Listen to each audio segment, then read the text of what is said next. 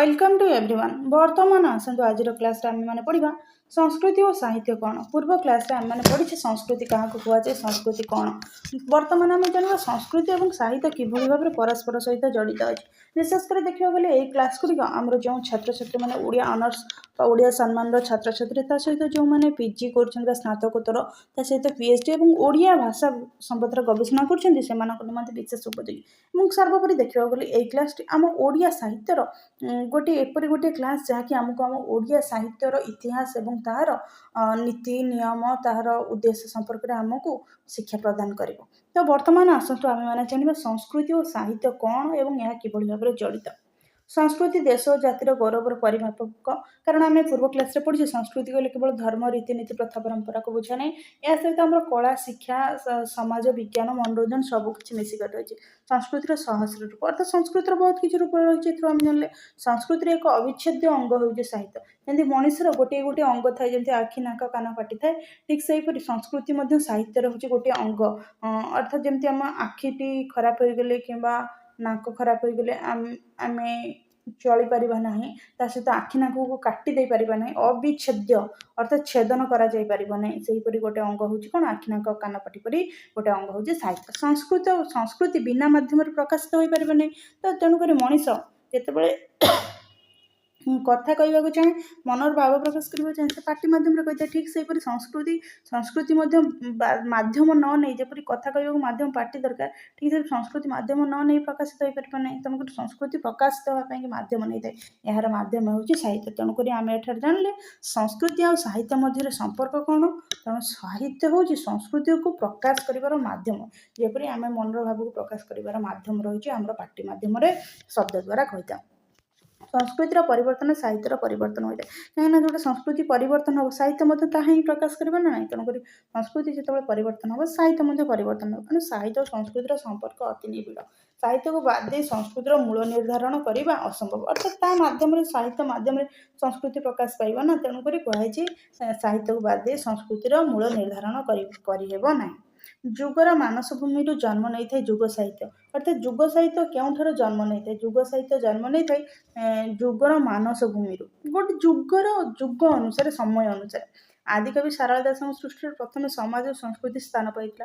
प्रश्न आसे कहार सृष्टि प्रथम समाज संस्कृति स्थान पाइला। तेणुक जो सारला दास थे शूद्रमुनि सारला दास आदिकवि बोली कहुए। तेणुक सृष्टि प्रथम समाज और संस्कृति स्थान पाइला। समाज प्रचलित पूजा पार्वण धर्म ओषाव्रत समाज नीति नियम खाद्यपेय पोशाक परिच्छेद जन्म मृत्यु कर्मकांड विवाह युद्ध कृषि गोरक्षा वाणिज्य शिक्षादान पद्धति राजा नीति नियम कर्तव्य परायणता ग्रंथ गुड़िक प्रकाश पाइला।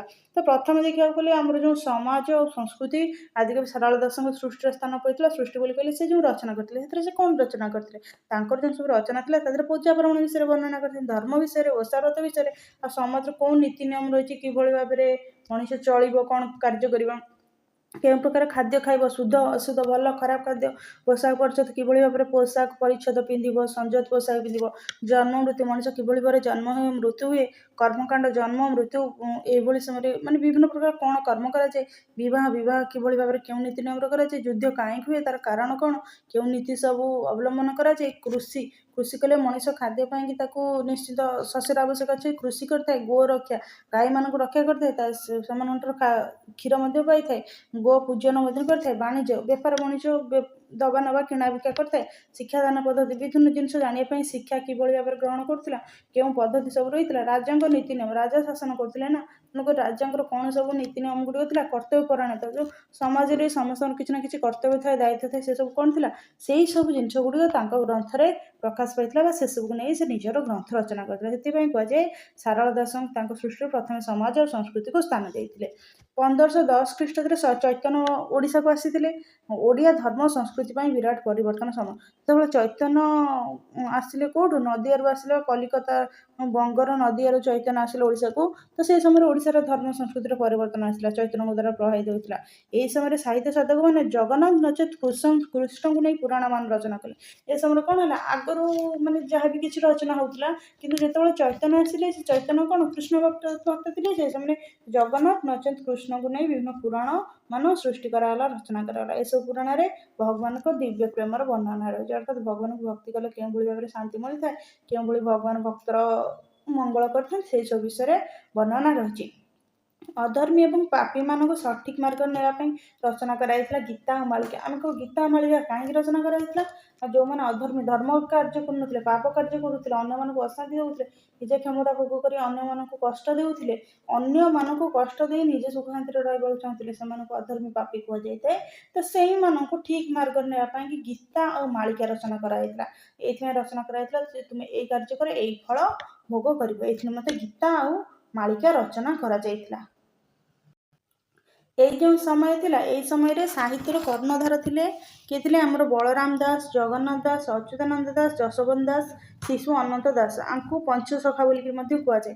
ବଳରାମ ଦାସ, ଜଗନ୍ନାଥ ଦାସ 2, ଅଚ୍ୟୁତାନନ୍ଦ ଦାସ 3, ଯଶୋବନ୍ତ 4, ଶିଶୁ ଅନନ୍ତ ଦାସ।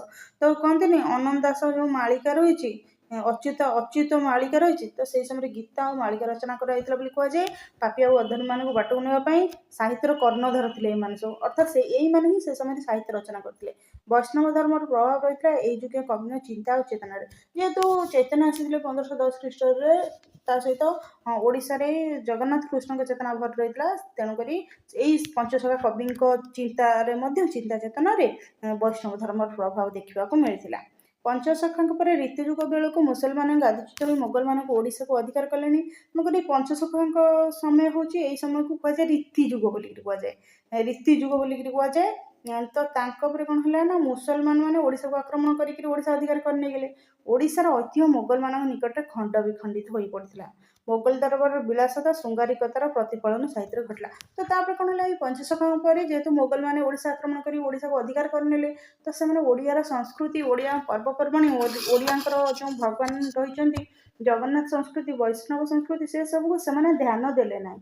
ତେଣୁକରି ସେ ସମୟରେ କ'ଣ ହେଲା ନା, ଯେଉଁ ମୋଗଲମାନଙ୍କର ଯେଉଁ ଜୀବନଶୈଳୀ, ସେମାନଙ୍କର ଯେଉଁ ଦରବାରର ଯେଉଁ ବିଳାସତା, ଶୃଙ୍ଗାରିକତା, ଏଇସବୁ ଜିନିଷ କ'ଣ ସାହିତ୍ୟରେ ଦେଖିବାକୁ ମିଳିଲା। କାହିଁକି ନା ଯେଉଁ ସମୟରେ ଯାହା ଘଟଣା ଘଟିବ ତାହା ହିଁ ତ ସାହିତ୍ୟରେ ପ୍ରତିଫଳିତ ହେବ ନା।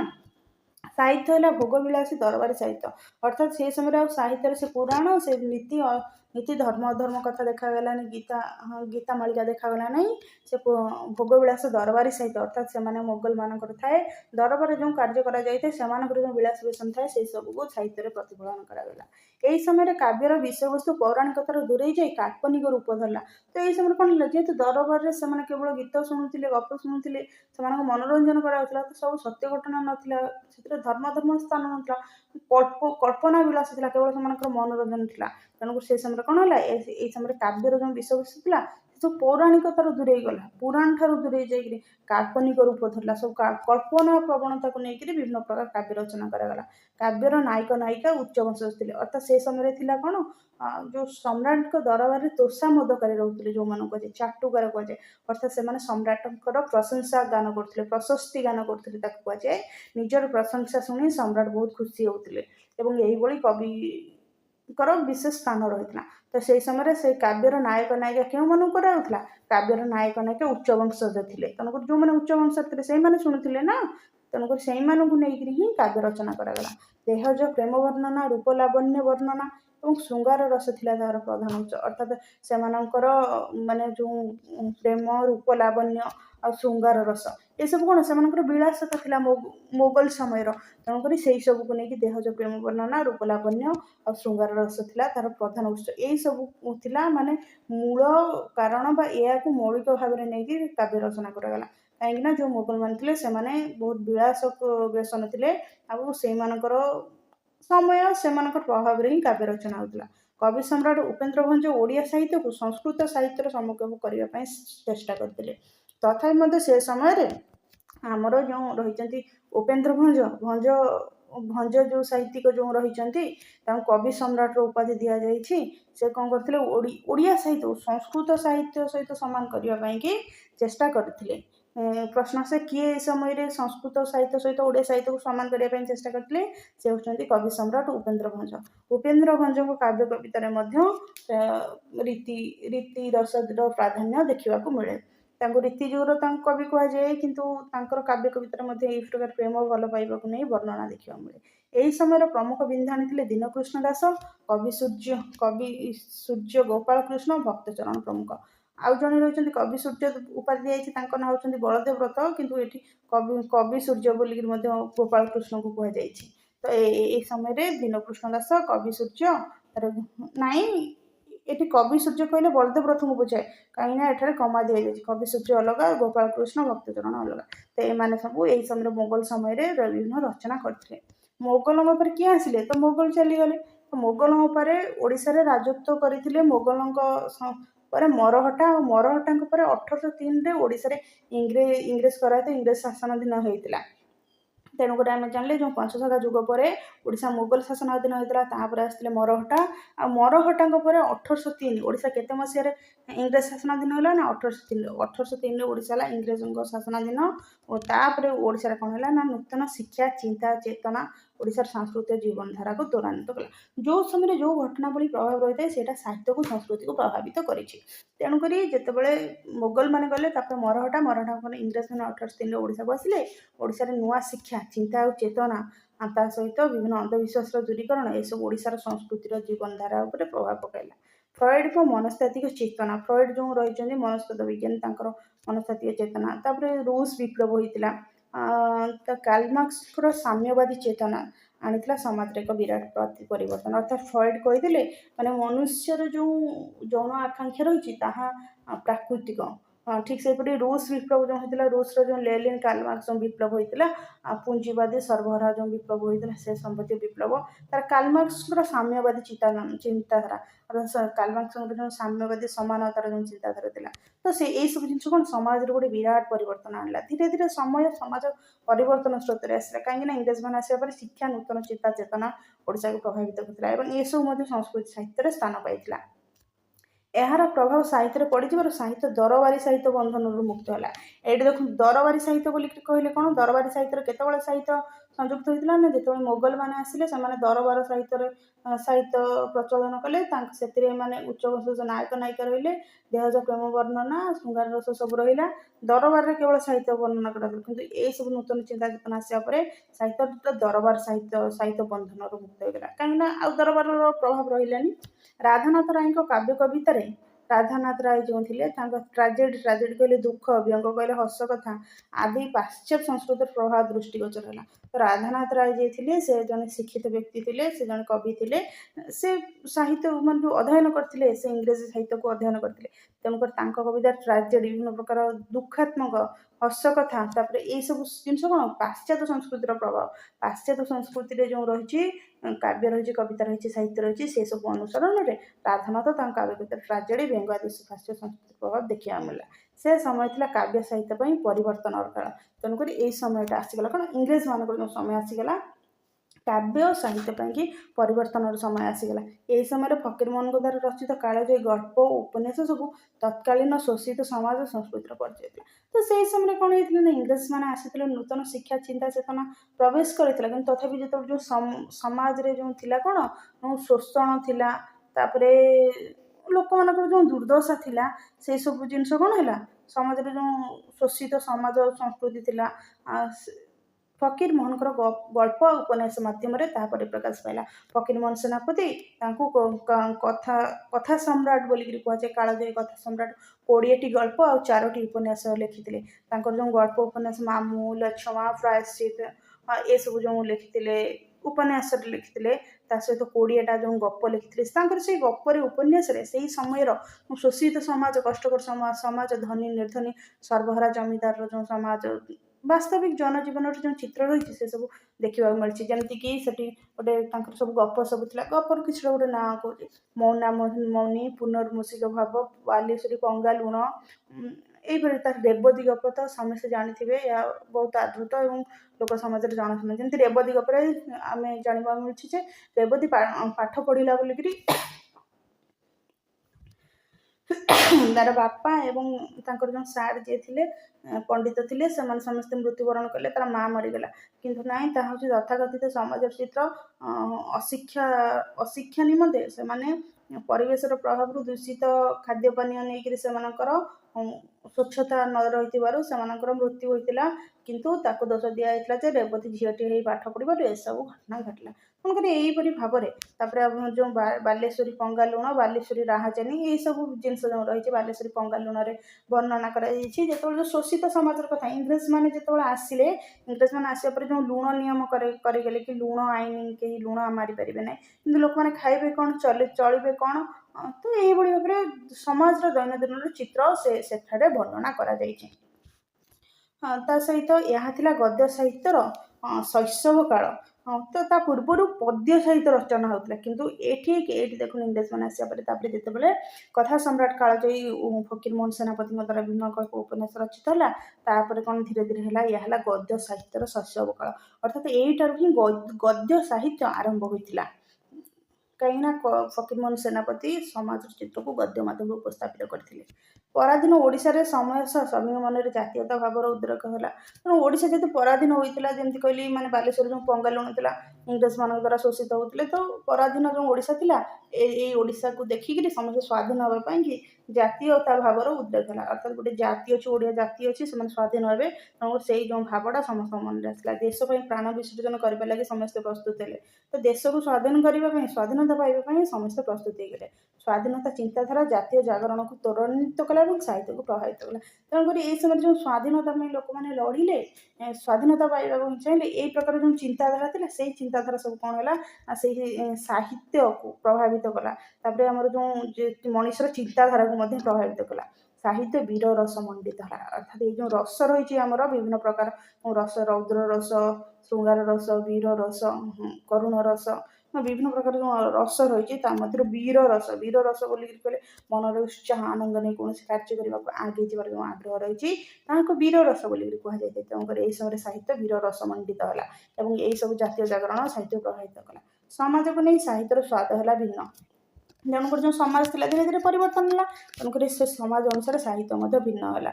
ସତ୍ୟବାଦୀ ବନବିଦ୍ୟାଳୟର ଶିକ୍ଷକ ଗୋଷ୍ଠୀଙ୍କ ଭୂମିକା ଥିଲା ଗୁରୁତ୍ୱପୂର୍ଣ୍ଣ। ସେ ସମୟରେ ଗୋପବନ୍ଧୁ ଦାସ ଯେଉଁ ସତ୍ୟବାଦୀ ବନବିଦ୍ୟାଳୟ ପ୍ରତିଷ୍ଠା କରିଥିଲେ, ସେଠାରେ ବନବିଦ୍ୟାଳୟ ବୋଲିକିରି କହିଲେ ସେଠାରେ ଯେଉଁ ଗଛ ଥିଲା ସେଇ ଗଛ କୁଞ୍ଜ ଗୁଡ଼ିକ ଥିଲା, ସେଠାରେ ବସି ମୁକ୍ତ ପରିବେଶରେ ପିଲାମାନେ ପାଠ ପଢ଼ୁଥିଲେ, ବନବିଦ୍ୟାଳୟ ସ୍ଥାପନ କରିଥିଲେ। ତ ସେଇ ବିଦ୍ୟାଳୟର ଯେଉଁ ଭୂମିକାଟା ବହୁତ ଗୁରୁତ୍ୱପୂର୍ଣ୍ଣ ଥିଲା। ଓଡ଼ିଆ ସାହିତ୍ୟ ପାଇଁ ଏହା ହେଉଛି ଯୌବନରେ ପାଦ ଦେବା ସମୟ। ଅର୍ଥାତ୍ କଥା ସମ୍ରାଟ ଫକୀରମୋହନ ସେନାପତିଙ୍କର ସମୟ ହେଉଛି ଶୈଶବ କାଳର ସମୟ ଏବଂ ସତ୍ୟବାଦୀ ବନବିଦ୍ୟାଳୟର ଶିକ୍ଷକ ଗୋଷ୍ଠୀଙ୍କର ସମୟ ହେଉଛି ଓଡ଼ିଆ ସାହିତ୍ୟର ଯୌବନରେ ପାଦ ଦେବାର ସମୟ। ଏହି ସମୟରେ ଯେଉଁ ଶିକ୍ଷକମାନେ ଥିଲେ ସେମାନେ ଓଡ଼ିଆ ସାହିତ୍ୟକୁ ଆଗେଇ ନେଲେ। ବୀର ରସରେ ଓଡ଼ିଆ ସାହିତ୍ୟ ମଣ୍ଡିତ ହୋଇଥିଲା। ଭାରତୀୟ ନବଜାଗରଣ ସ୍ୱାଧୀନତା ଚେତା ଆନ୍ଦୋଳନ ଭାରତୀୟ ସାହିତ୍ୟକୁ ପ୍ରଭାବିତ କରିଥିଲା।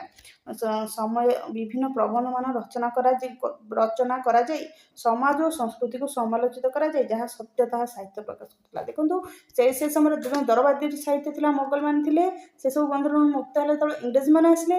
ଆଉ ତାପରେ ଯେତେବେଳେ ଧୀରେ ଧୀରେ ଯେତେବେଳେ ସମାଜର ଜାତୀୟତାବାଦୀ ଆନ୍ଦୋଳନ ବୃଦ୍ଧି ପାଇଲା, ସେଇ ସମୟରେ ଯେଉଁ ବନବିଦ୍ୟାଳୟ ଥିଲା ସେଇ ଗୋଷ୍ଠୀର ଯେଉଁ ବନବିଦ୍ୟାଳୟର ଶିକ୍ଷକମାନେ ଥିଲେ ସେମାନଙ୍କ ଦ୍ୱାରା ସାହିତ୍ୟ ରଚନା କରାଯାଇଥିଲା। ସେହି ସମୟରେ ବିଭିନ୍ନ ପ୍ରବନ୍ଧମାନ ରଚନା କରାଗଲା। ଫକୀରମୋହନ ସେନାପତିଙ୍କ ଉପରେ ଗଦ୍ୟ ସାହିତ୍ୟର ଆରମ୍ଭ ହୋଇଥିଲା। ତାପରେ କ'ଣ ହେଲା ନା ସମାଜ ଆଉ ସଂସ୍କୃତିକୁ ସମାଲୋଚିତ କରାଗଲା। ଅର୍ଥାତ୍ ଯେଉଁ ଜିନିଷ ଭୁଲ ଥିଲା ତାକୁ ଭୁଲ ବୋଲି ଦର୍ଶାଗଲା, କିନ୍ତୁ ଯେଉଁ ଜିନିଷଟା ସତ୍ୟ, ଯେଉଁ ଜିନିଷଟା ଠିକ୍, ସେଇ ଜିନିଷଟାକୁ ହିଁ ସାହିତ୍ୟ ପ୍ରକାଶ ପାଇଲା। ତ ଏହିପରି ଭାବରେ ଧୀରେ ଧୀରେ ସାହିତ୍ୟର ସଂସ୍କୃତି ଆଉ ସାହିତ୍ୟ ଧୀରେ ଧୀରେ ପରିବର୍ତ୍ତିତ ସମୟରେ ଗତି କରିବାକୁ ଲାଗିଲା।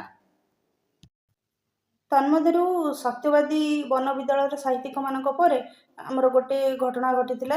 ସେହି ସମୟରେ ଗୋଟେ 1866 ମସିହାରେ ପଡ଼ିଥିବା ନଅଙ୍କ ଦୁର୍ଭିକ୍ଷରେ ଓଡ଼ିଶାର ମେରୁଦଣ୍ଡ ଭାଙ୍ଗି ଯାଇଥିଲା। ଅର୍ଥାତ୍ ଯେଉଁ 1866 ମସିହାରେ ଯେଉଁ ଦୁର୍ଭିକ୍ଷ ହେଇଥିଲା, ସମ୍ପୂର୍ଣ୍ଣ ଓଡ଼ିଶାର ଚିତ୍ର ବଦଳାଇ ଯାଇଥିଲା। ଲୋକ ପୋକ ମାଛି ଭଳିଆ ମୁଠାଏ ଖାଇବାକୁ ନ ପାଇ ମଲେ। ଏ ତ ମସିହା ହେଉଛି 1866, କିନ୍ତୁ ଏହାକୁ କାହିଁକି ନଅଙ୍କ କୁହାଯାଏ?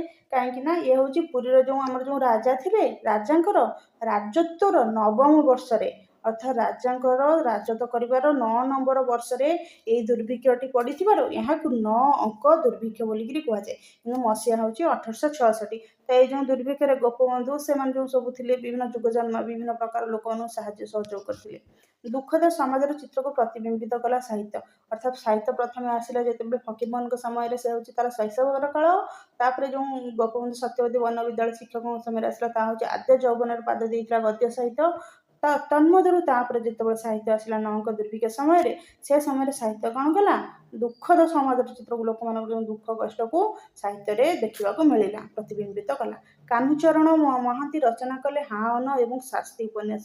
ସେଇ ସମୟରେ ଯେଉଁ ଲେଖକ ସାହିତ୍ୟିକ ସେ ହେଉଛନ୍ତି କାହ୍ନୁଚରଣ ମହାନ୍ତି। ସେ ରଚନା କଲେ ହାଅନ।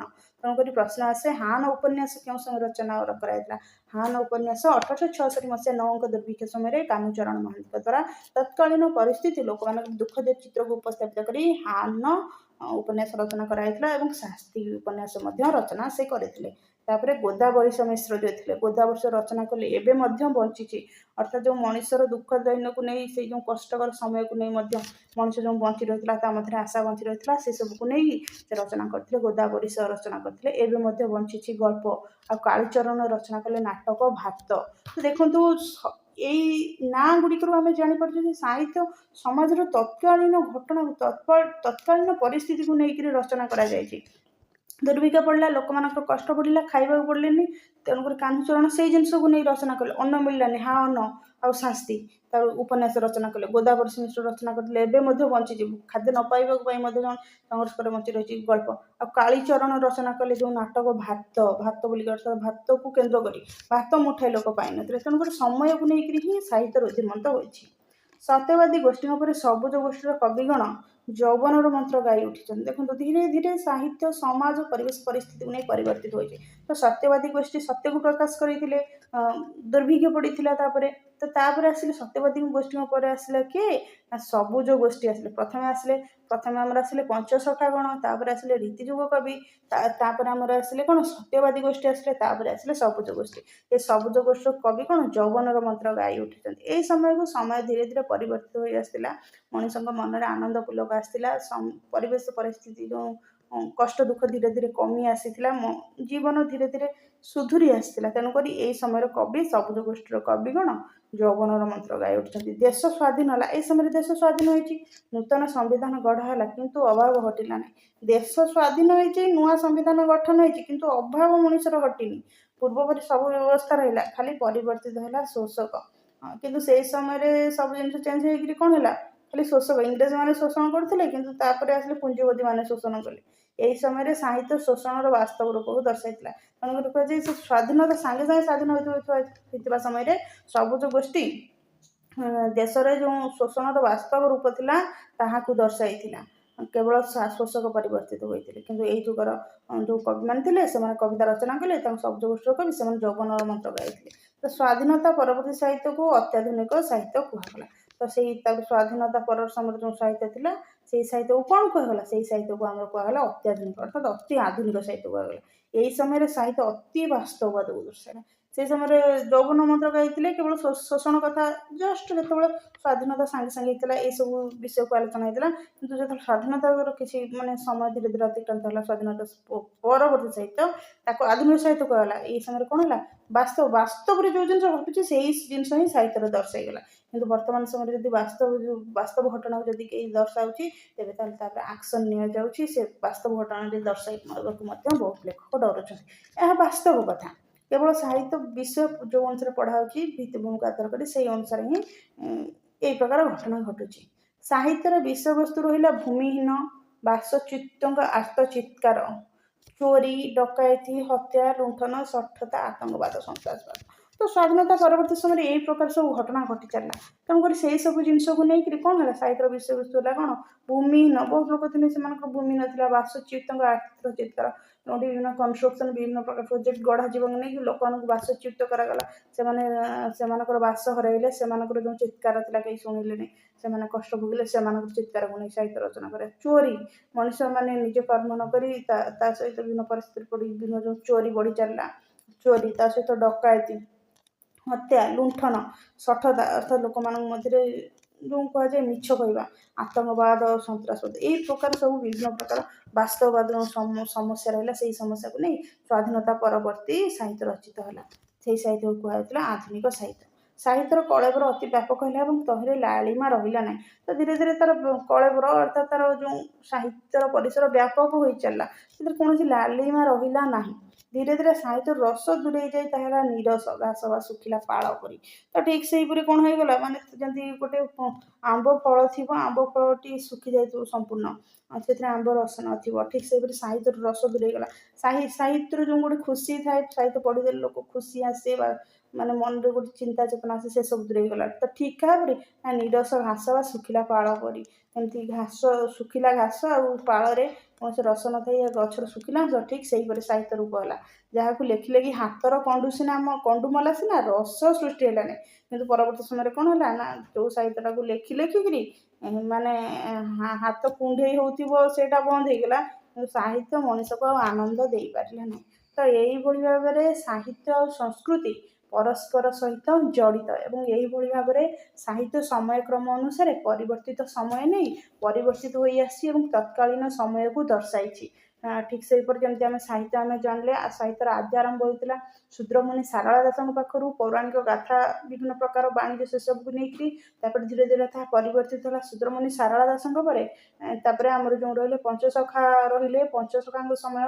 ତାପରେ ଆସିଲା ମୋଗଲଙ୍କ ଦରବାରୀ ସହିତ। ତାପରେ ରହିଲା ମରହଟାମାନଙ୍କ ପରେ ଇଂରେଜମାନେ ଆସିଲେ।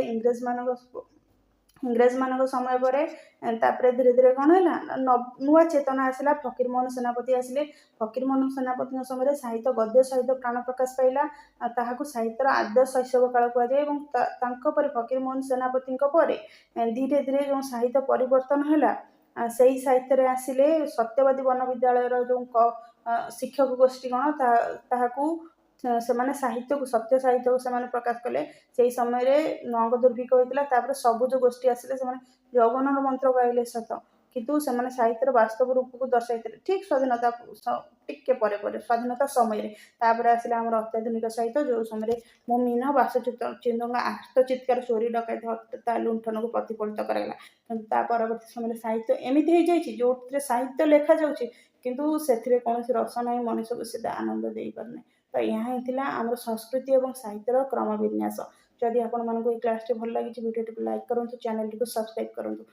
ଏହି କ୍ଲାସ୍ଟି ବିଶେଷ ଭାବରେ ଓଡ଼ିଆ ସାହିତ୍ୟ ଅନର୍ସ ଯେଉଁମାନେ ପିଜି କରୁଛନ୍ତି, ତା ସହିତ PhD ରିସର୍ଚ୍ଚ, ତା ସହିତ ଓଡ଼ିଆ ସଂସ୍କୃତି ଏବଂ ସାହିତ୍ୟ ଉପରେ ବିଶେଷ ଭାବରେ ଏହା ଉପଯୋଗୀ।